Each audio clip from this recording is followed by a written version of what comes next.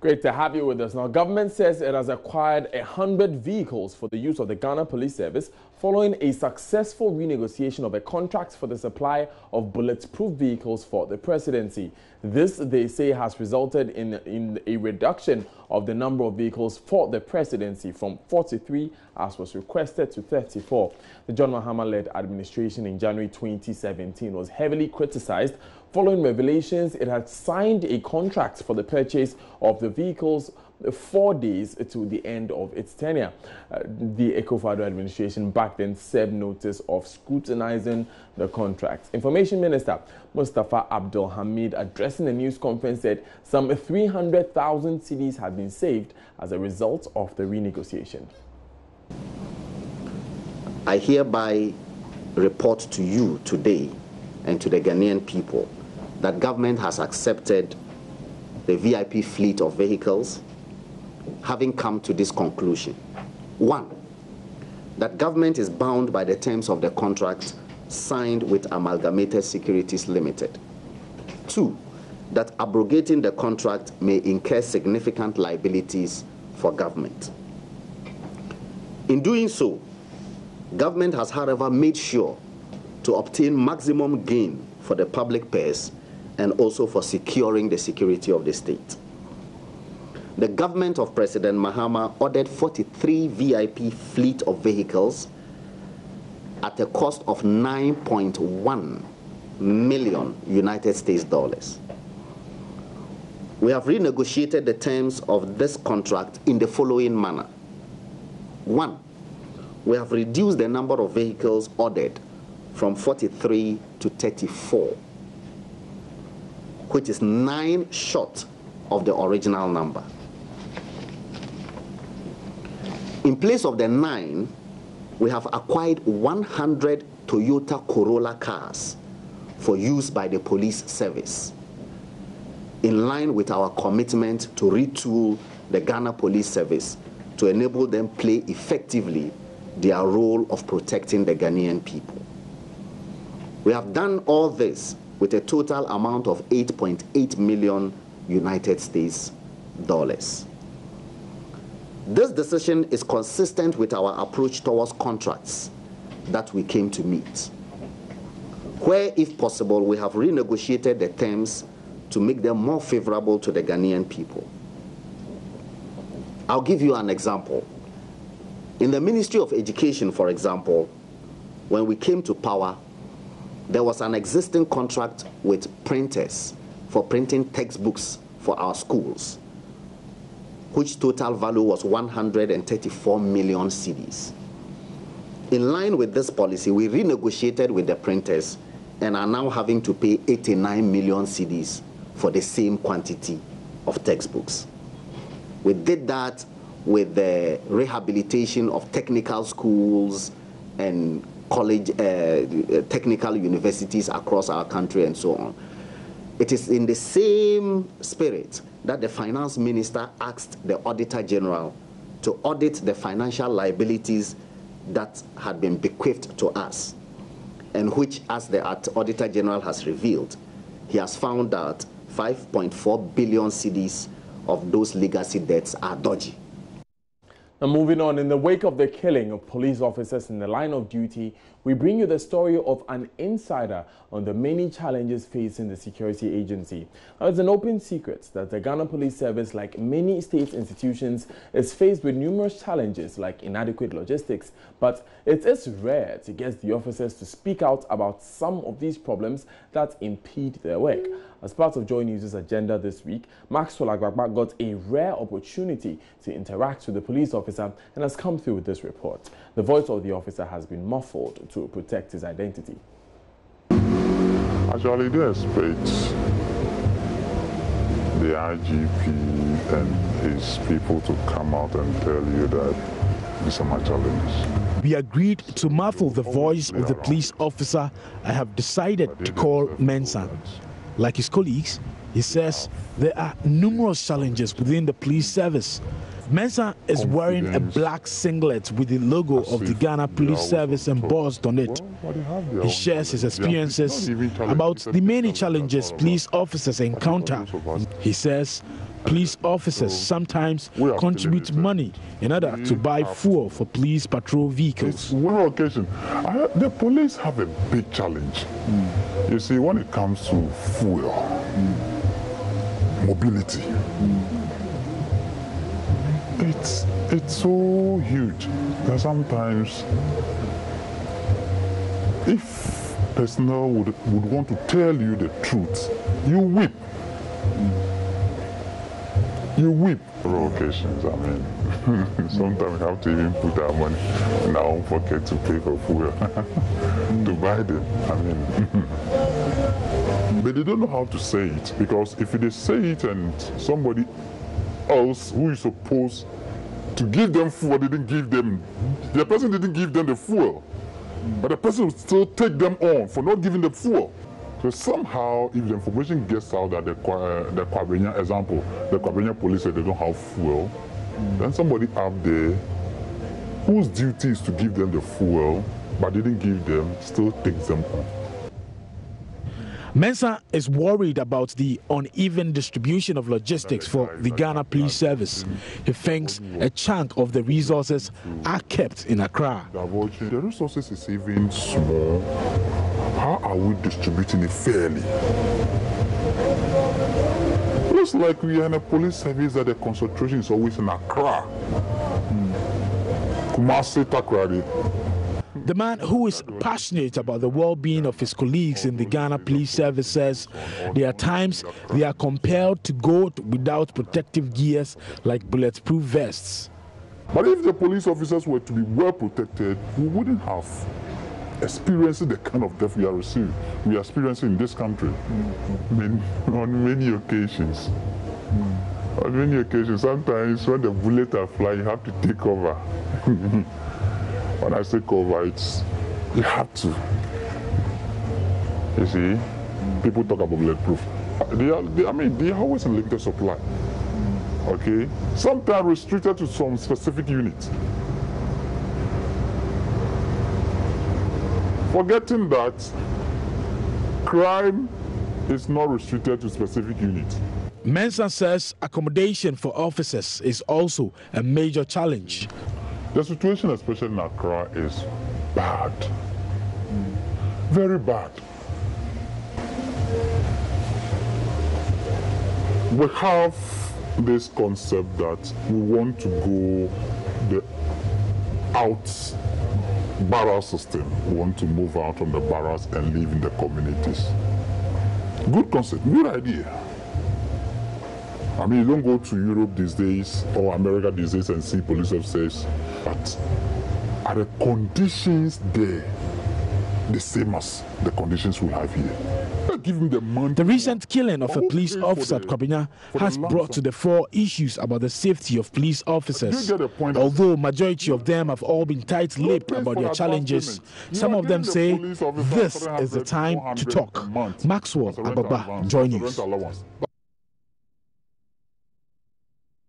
Away from that, and pupils of the Dodo Pepeso Junior High School in the Volta, in the KJB district of the Volta region, sit on wood on the bare floor during lesson hours. According to the authorities, the development, coupled with a dilapidated state of the classroom block, has not only hindered education, but also contributed to a drift of pupils in the school.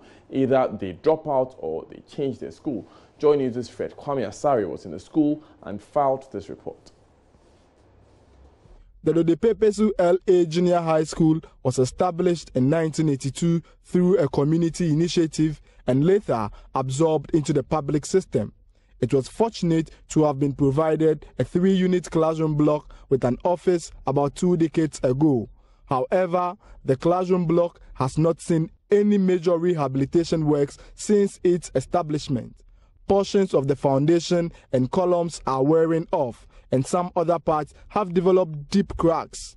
Pupils leave their classrooms immediately after lessons or during free periods because they fear the structure might collapse on them at any given time. The pupils prefer sitting in the sun during breaks rather than risking their lives in their classrooms.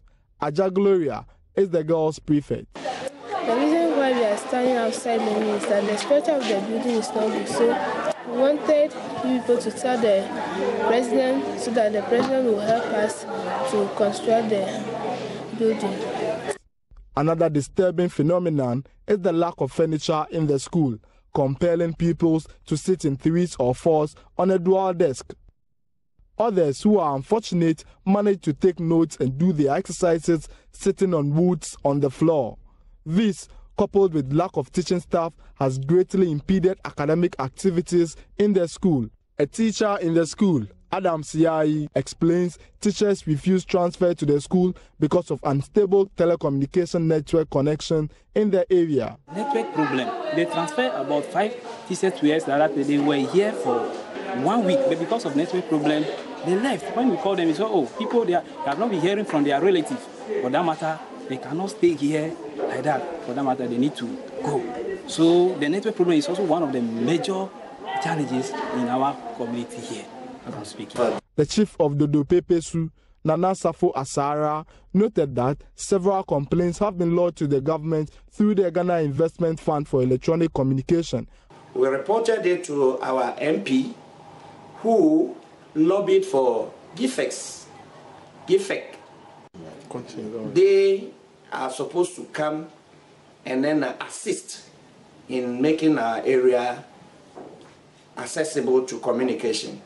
We have been able to give them a plot of land that they have promised. They came here as far as August 2017 and assured us that before the year comes to an end, they will erect a max for the other telecommunication providers to come and put up their receptions on them.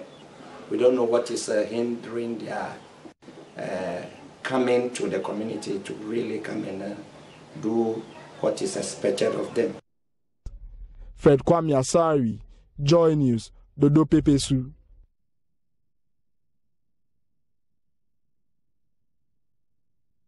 So watching Joy News today, my name is Daniel Dazi. We're taking out to Parliament where the House is set to debate the report of the ad hoc committee that was set up to investigate the cash for seat allegation as it has come to be known now. That report was supposed to be laid today. Let's go and find out from our correspondent, Elton John Brobe, what is happening there now. Elton, what can you report? Well, we are all waiting for the formal report to come to the floor of Parliament. They are yet to get to that particular motion. On the floor now is the Transport Minister responding to a question as to the allegation of termination and withdrawal of appointment of some public servants, a driver and vehicle licensing authority, DVLA, which, according to Member of Parliament for Mion, contravenes the Labour Act. But that is what is happening on the floor now. But later, not much later though, the Speaker's Committee that was put together to investigate the cash for seats allegation will make their report known to the floor of Parliament. The committee chairman, Kwesi Ameyachem, who is also the majority chief whip, will present his report. Now, we have been told that the minority are not happy, the minority members of Parliament, they are not happy with the content of the report. According to them, their concerns are not adequately captured in the report. And what the information we are getting is that they may walk out of the chamber before debate will even start on the report itself. Now, some members are also complaining about the fact that they don't have copies of the report, so the clerk has directed that copies are made available to members of Parliament so that they will encourage thorough debate on this particular matter when it is presented. But what I can tell you for sure is that the conclusion of the report exonerates the Trade Ministry and all those involved of any wrongdoing as far as the matter in question is concerned. So they have been cleared? Yeah, I'm listening. They have been cleared? Exactly. That is the conclusion of the report that is yet to be taken on the floor of Parliament. We understand the minority also has a report that has been leaked to the media. Has that minority report also been submitted to the House? No, there was a Speaker's Committee. There was nothing like a committee made up of minority or majority members of Parliament. What Parliament is waiting to hear is the report of the committee, the 5-member committee put together by the Speaker of Parliament. The minority, even though they presented their own version of what transpired during the public hearing last Friday to the general public, that report can never be taken on the floor of Parliament because nobody constituted them to investigate any matter and present a report. The report that everybody is waiting to hear will be the 5-member committee chaired by Akwesi Amia-Tremen, and that will be put to the floor of Parliament. Now, we are waiting to also hear whether the report will capture the concerns of the minority. Those concerns are already a matter of public knowledge that was put forth on Friday. But the report makes some recommendations. One, it is talking about the fact that the Controller and the Accountant General and the Ministry of Finance should consider in the formulation of the Public Financial Management Act adequate provision to cater for public-private partnership arrangements to address some of these emerging issues. Also, they are also talking about the need for Parliament to have a second look at the recall mechanism and ensure that it is not needlessly invoked at any time because of its mandatory nature in the Constitution. Because remember that 15% of members can move the Speaker to recall Parliament to consider a matter they consider it to be of urgent matter. And they're also saying that the situation where members of Parliament took to the media to make allegations against some public officers should stop, and that if members of Parliament are found to have done that, they should not be heard on the floor of Parliament. So those are some of the recommendations they've made, and then very soon we'll get to know the entire report and whether or not the House will accept or reject it. Thank you very much, Elton John Brobe. He's our man standing by for us in Parliament. Of course, stay tuned to Joy News. We'll be bringing you live updates from Parliament on that debate on the ad hoc committee's report on the cash receipt allegations. Let's move on. When the nature of the roads leading to your house or office becomes so deplorable that you have no option than to walk because commercial vehicles refuse to drive you home, that's what most residents in Bulemi, in the outskirts of Bawe here in Accra, endure on a daily basis because their roads have become the reason for the constant change of spare parts by drivers who ply that route. Hannah Odami drove on the road and brings us this report.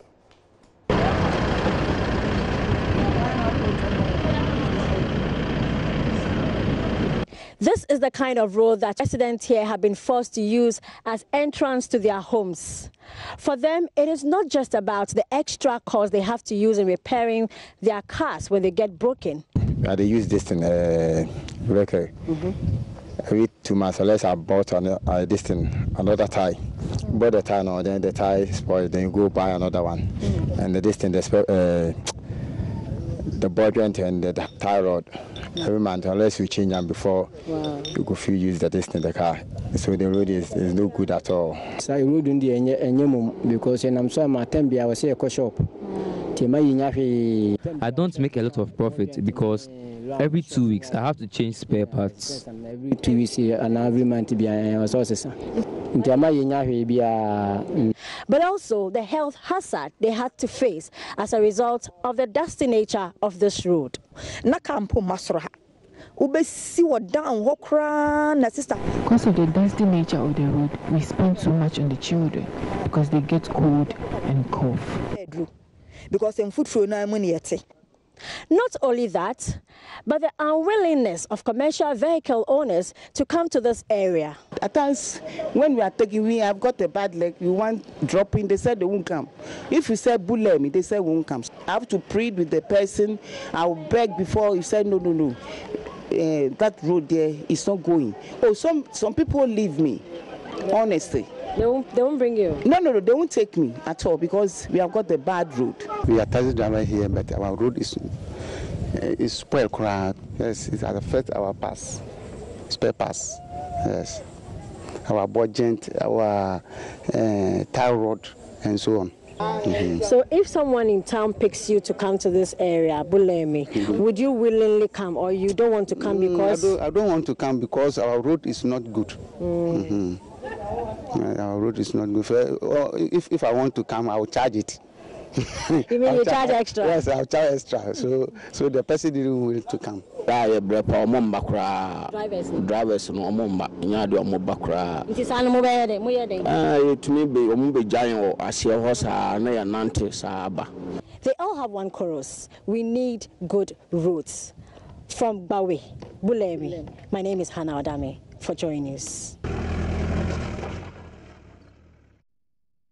Let's stay in the roads and highways sector because Member of Parliament for Ejura Seche Dumasi in the Ashanti region is appealing to the Roads and Highways Ministry to fix the Apana Road.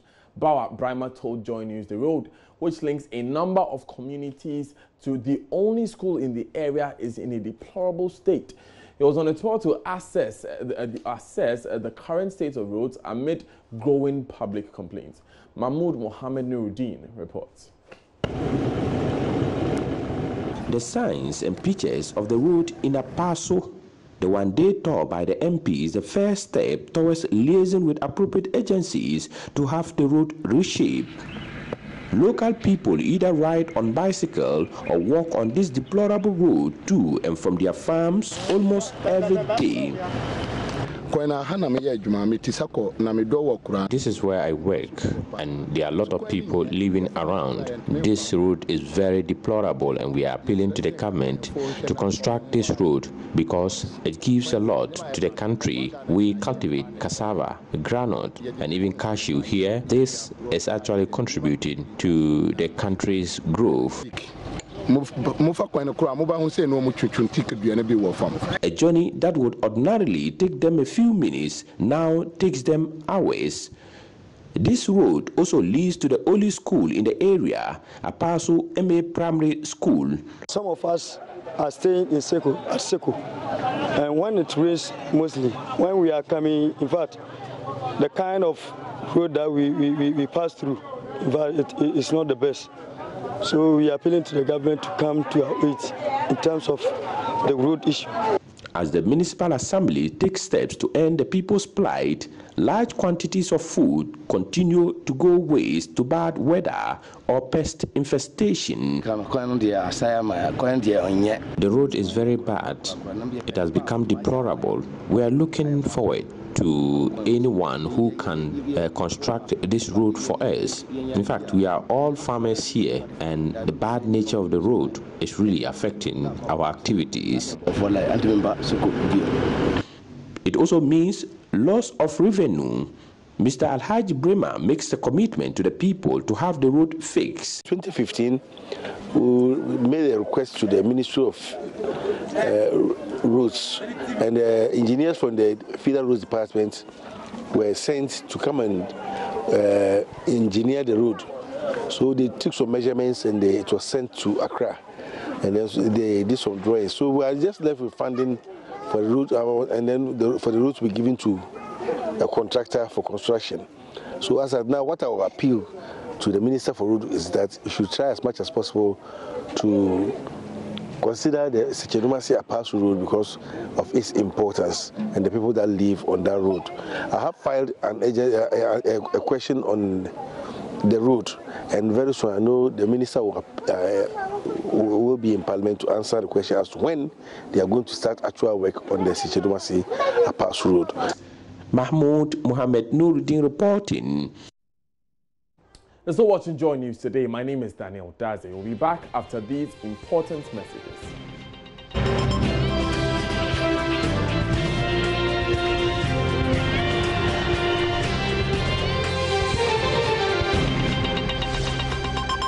Thanks for staying with us. Now, a dawn fire close to Swami in Kumasi has ravaged provisions of the school feeding program for the Nuru Islamic Basic School located at Swami Zone 10 within the Abrepo electoral area in the Kumasi metropolis.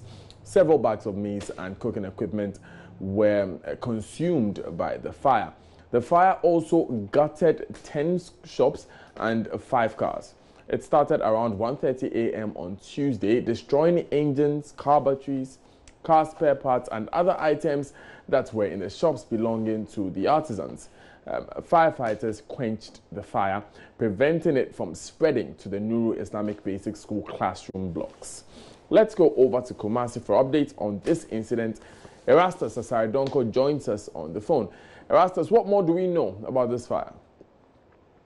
Well, for now, the cause of the fire is not known, but we saw 2 women who operate the school feeding program fighting over the cause of fire. Indeed, one of them is saying that before she left for yesterday in the evening, she realized that the fire was still, the fire that they used to cook food was still smoldering in there, and so she poured some water on it.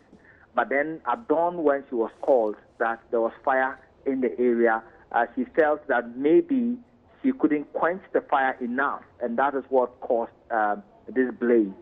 But then there's another woman who indeed made that particular fire, who was disputing that account, indicating that she ensured that the fire was quenched before she left. So it became quite a scuffle in there.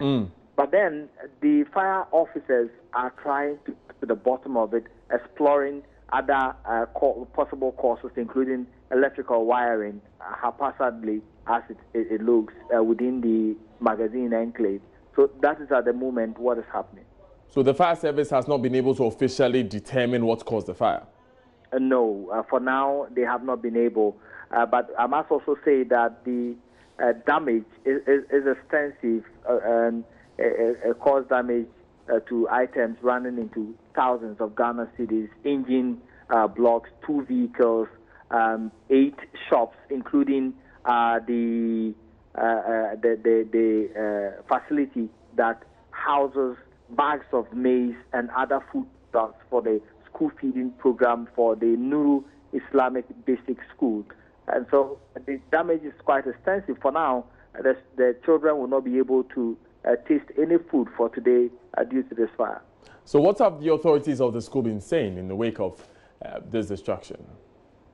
Well, they themselves do not want to talk to the media, but they say it will affect the school feeding program immensely, as they need to get fresh sources of material to run the program. Thank you very much, Erastus Asaridonko. He's our man in the Ashanti region, telling us about a fire at Siame Zone 10 in that metropolis. Let's move on now.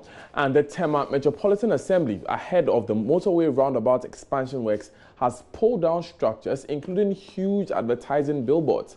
Areas earmarked for the project, according to engineers, must be devoid of advertising billboards, electric cables, containers, pipelines, and other obstructions. Tema correspondent Kwame Yanka has the rest of the story. A grant of about $60 million from the Japanese government has been used for the expansion works.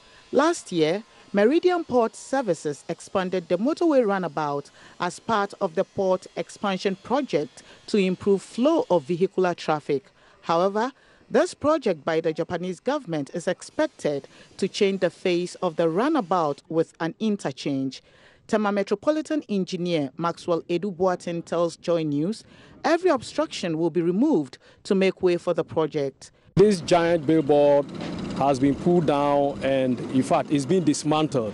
And other structures such as containers and other billboards are also being moved to make way for the project. Whether we've given you permit or not, we cannot say that for the sake of whatever you have here, the project should be suspended. No, we need to allow the project to commence.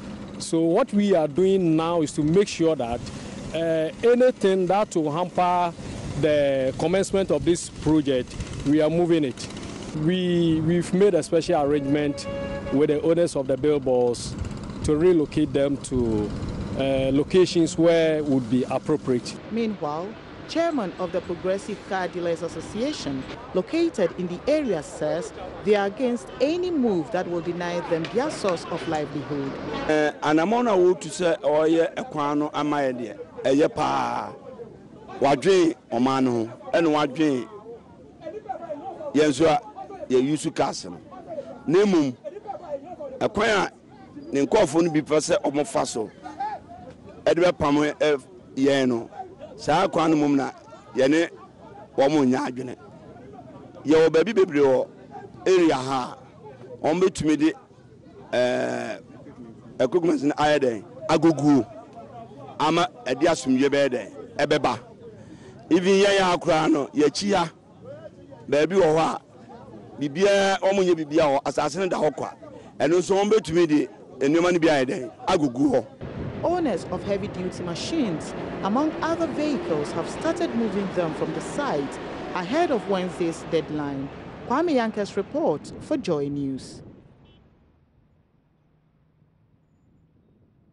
Now, Ghana's resolve to ensure healthy living and promote well-being for all just might become another lip service. Achieving wide health service coverage and access to quality essential healthcare, especially in rural Ghana, remains a Herculean task.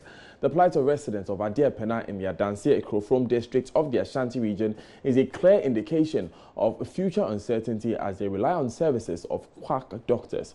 My colleague Nana Sensumensa has more in the next report. Apana is a farming community in the Adansi Ekrofrom district in the Ashanti region. It is situated close to a stretch of the Ofin River, making it difficult for residents to access quality health care. The Sustainable Development Goals demand quality health care delivery to persons in the signatory countries.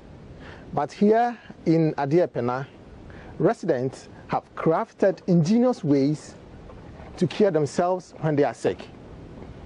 Call it a drugstore, a pharmacy shop, or even a hospital. This is the only option available to residents in this community.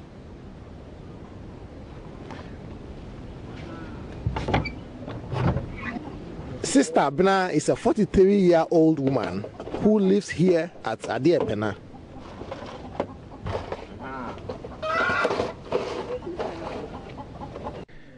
The deprived community lacks basic social amenities because it is cut off from the main hub of economic activity.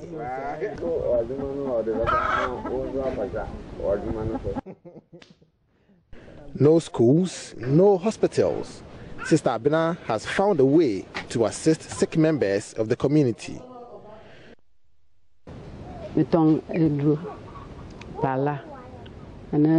I saw paracetamol and other first aid medicines for body pains and joint aches. My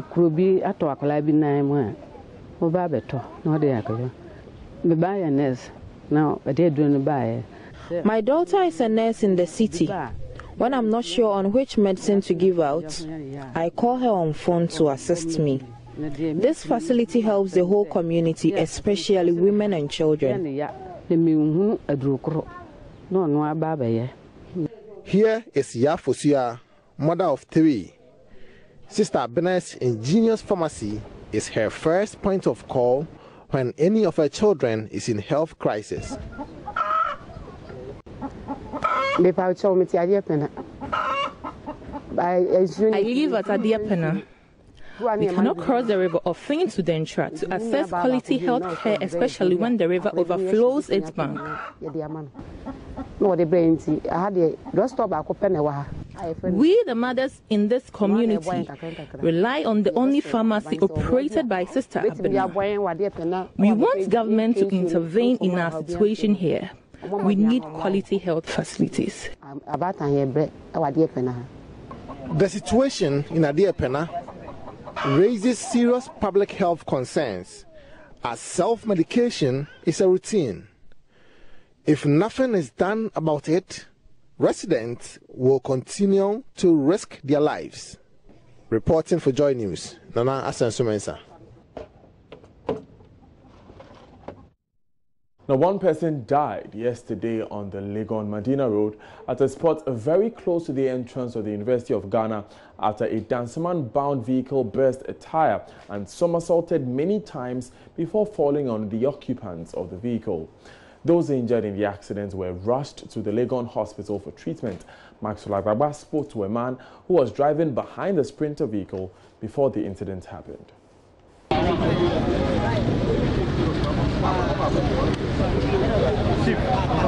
We were coming right away from Sprinter, Shiashin.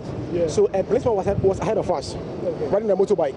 Yeah. So when he got to the scene, in fact, I saw it vividly. The car was just rolling in the air, something like this. So the policeman quickly just veered off the road. So quickly we have to also do what? Do the same thing. Other than that, we would have a collision. We would have, in fact, be dead by now. So when it happened, we have to park our car and we rushed to the scene first. So we came first to the scene before even everybody came. God being so good, another car was coming, so we have to just stop them for the guys to help to raise the car because they were under the car. And in fact, they were in pool of blood over here. Seriously. No, there wasn't a collision. but it nearly had a collision with ours. If we had veered off the road, seriously, we would have been now dead by now, I'm telling you.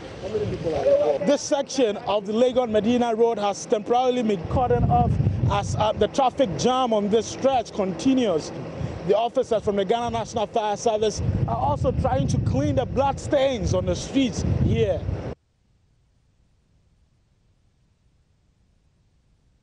Still watching Joy News today. I am Daniel Dazi. Stay with us.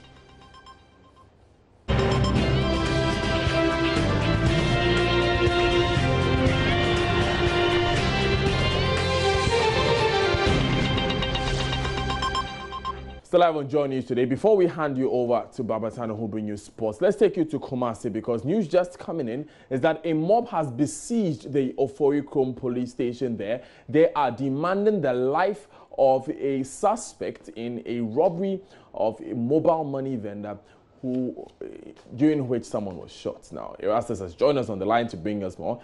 Erastus, what more do we know about this suspected robber?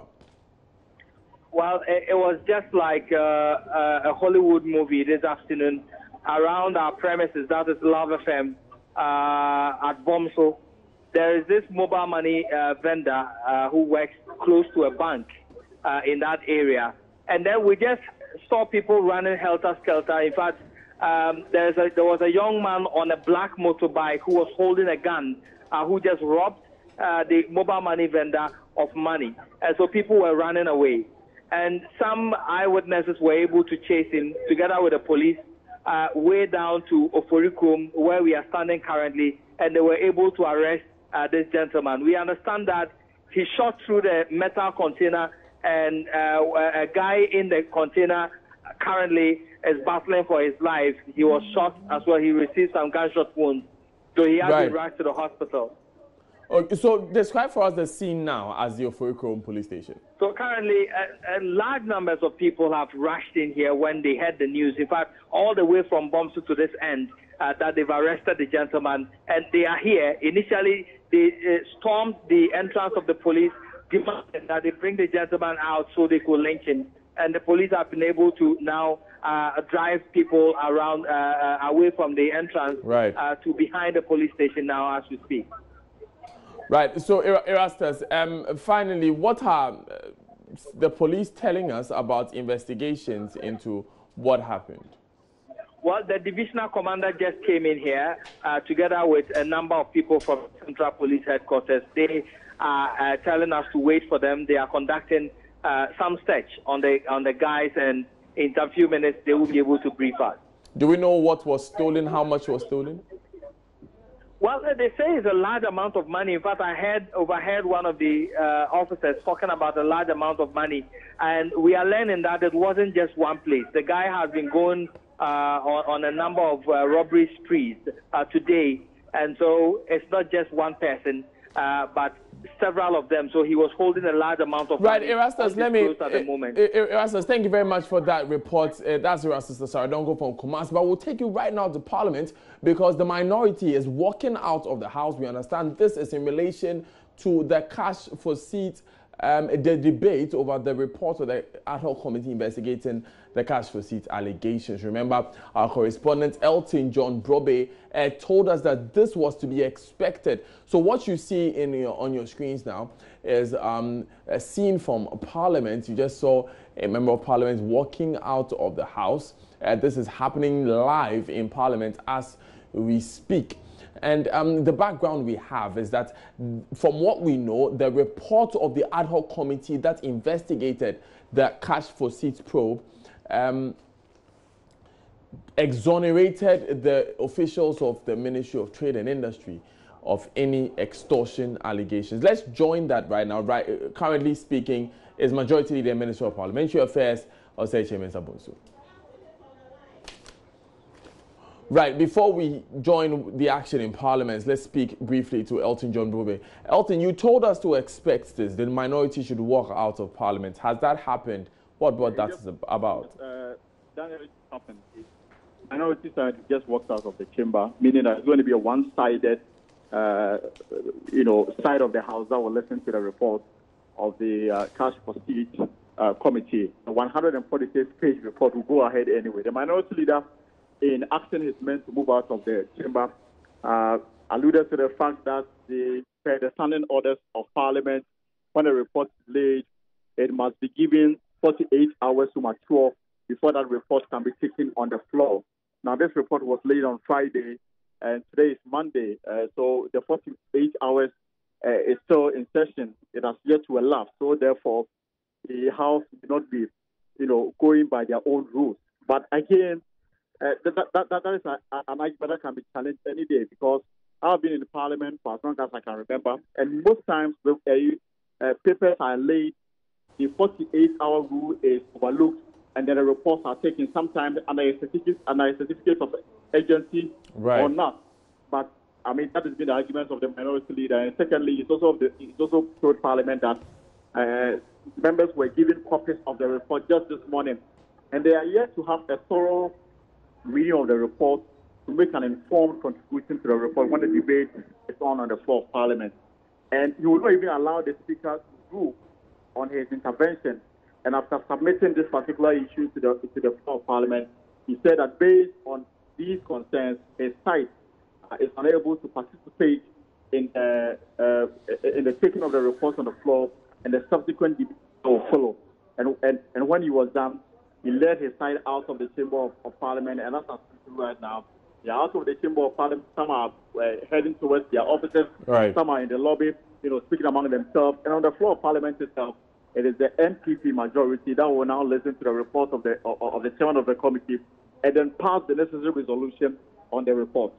Thank you very much, Elson John Robbery, for joining us. Later bulletins, you can stay tuned to Joy News, and we'll be bringing you all the action in Parliament.